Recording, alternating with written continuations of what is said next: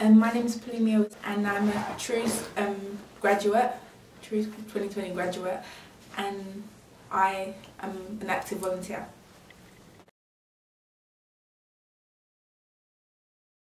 I didn't know much about Truce 2020 really. A friend recommended me, and it was actually like on the on the day it started, I just got this phone call and I was really interested. It deals with conflict, and that's just one of the things I'm really passionate about. Like all around the world, like just conflict in general is just a problem, not only in our communities but like everywhere. And I was just really interested in like getting to know how people have the same vision and are able to deal with conflict in just little small communities.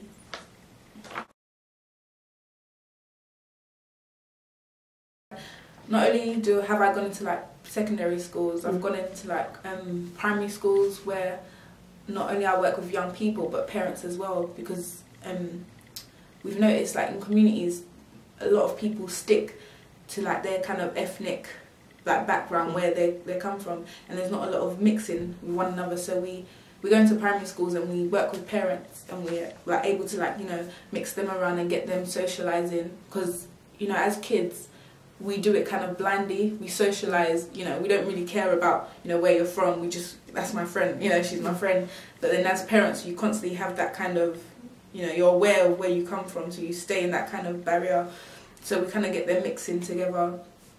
I go on I work with like different, can I say companies or like the Tutu Foundation. I recently did a film, a documentary with some South African students, and they came over from South Africa, and it was called Conversation of Change, and we basically compared conflict in South Africa with conflict here. Yeah, and it was really good.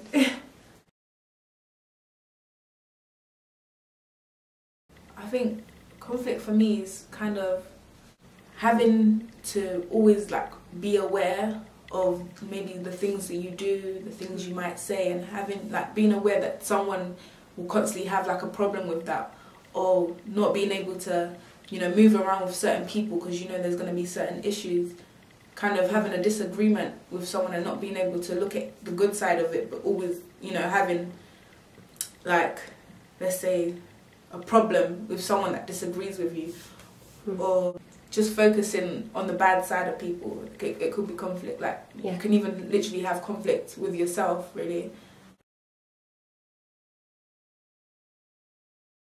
I think like a constant kind of problem is kind of negative labelling for young people. I think young people are constantly stigmatized, and like especially within the media, we're always when young people are up anyway, it's constantly really like negative, like.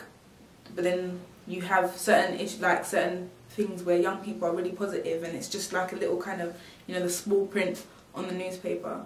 So I think kind of negative labelling and having to live up to a certain level, like as a young person, and especially in a community where there's a lot of issues that we need to overcome.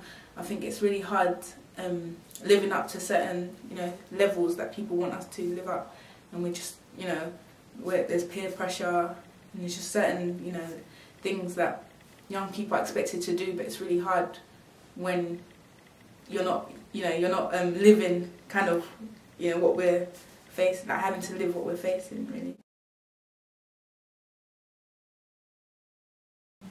From my experience, I just feel that because certain times if I'm not heard by an older person, like I want to get my voice heard, I want to get my point across, and if I'm not able to share that with an older person, I feel that I don't really have like a kind of importance really.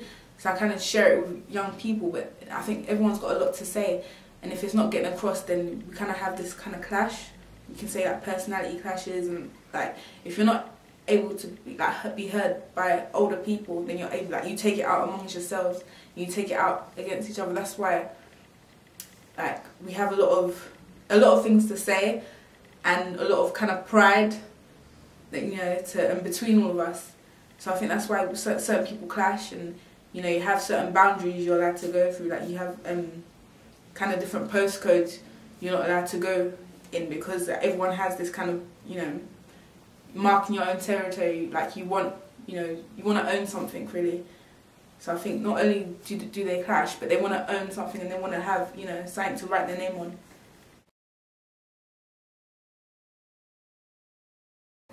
Gang and knife crime is a constant one that's just always on the news and, you know, always on the streets really. And it's something that is just really hard to overcome when people are just, I don't really know the background of it, and it's just constantly going on. Like, it's becoming like serious now where it's not even safe on the streets really.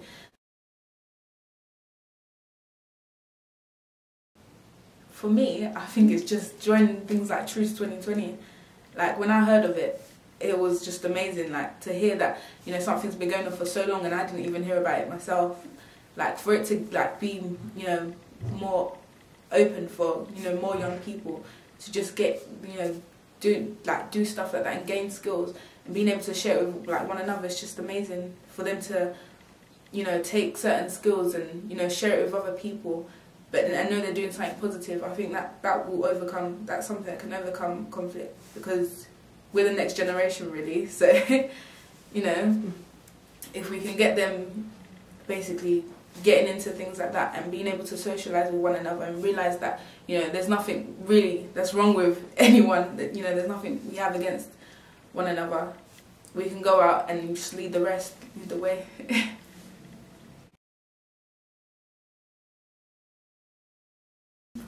I've learned negotiation skills, you know, communication skills, being able to communicate with, you know, other people, like, by building your confidence and being able to, like, literally have an open conversation with a stranger. Leadership skills, being able to, like, you know, get a group of people and just lead the way really. You know, knowing your place, but also trying to lead other people, and also, like, expressing yourself. You know, most of the time, if you're, you know, in a room full of strangers, you're really gonna stay, like, to yourself. But then with Truce, like, I feel it's a 10-week course, but it feels like you've known, you know, people forever. Like, you walk in like, through, like, in a room full of strangers, and then you end up leaving the course thinking like you're one big family. So I think expressing yourself is, like, a really big skill that we're able to use.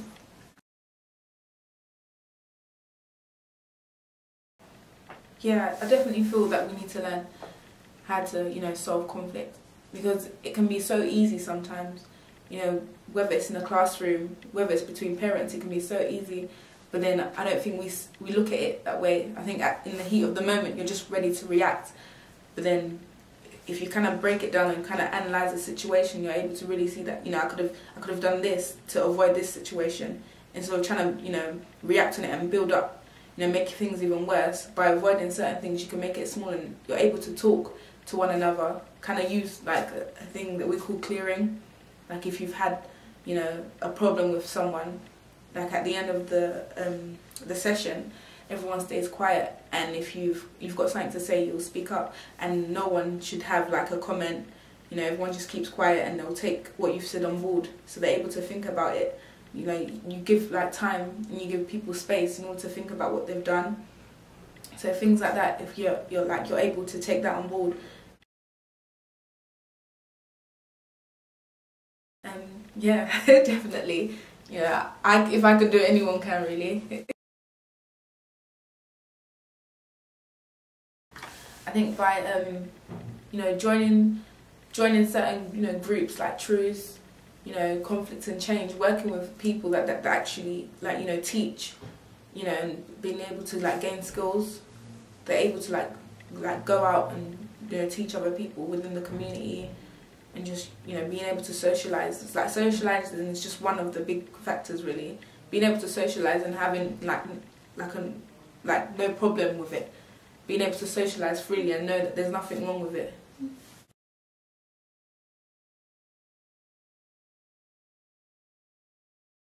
It's definitely built my confidence.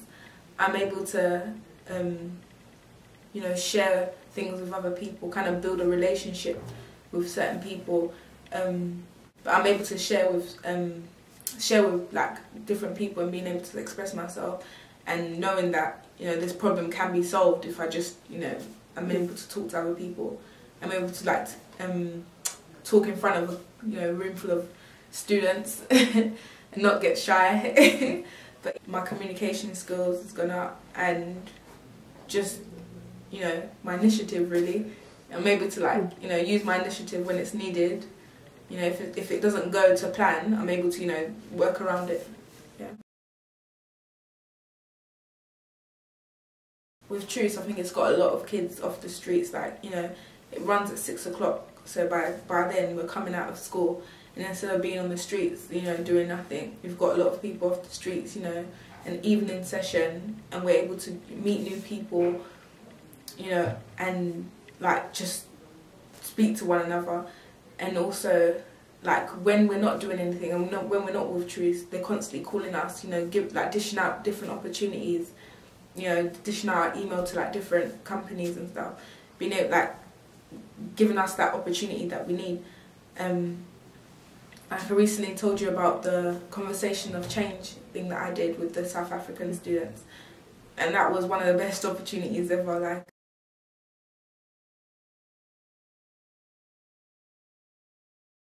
basically, it was a documentary we had to make, and we had to do it in a week. And they came over to share certain things that they have in South Africa. Like, Ubuntu is about taking care of your community and having each other's back, really. And we made a documentary on how much Ubuntu we have in Newham. We had two people from South Africa in our group, Shanice and Apollo, and we made a story that them two were lost when really they weren't, because they were with us. And we had this kind of, we portrayed this image about them two being lost in Newham, and they had to, you know, get to certain stations and get to certain shops to get collect a few things. And we went around asking strangers, really, oh yeah, how could we get to the nearest bus station, to just like simple questions to see if they will, you know, help us out, and, you know, being able to like, take time out to help them two out. And at the end of it, then that ended up giving us a score of how much Ubuntu we have in Newham. And Shanice gave us a really low one, because there was constant people that just, you know, kissing their teeth or just walking away, really, and like don't even want to help. So it was a great opportunity. Like, they were able to, you know, get us involved with it within the Tutu Foundation. And like, I just think by them doing that, it's just giving us more opportunities as we go, really.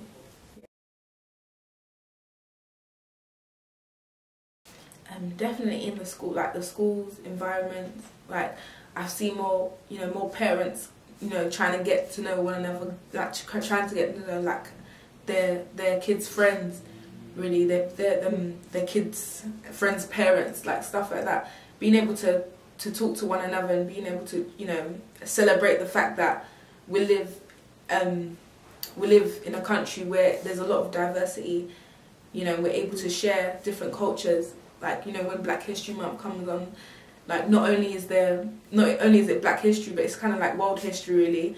You know, we have Asians, we have people from Africa, and we, you know, people from Britain, and we're able to kind of share kind of where we come from. So I think it has, you know, really changed and really, you know, helped the community.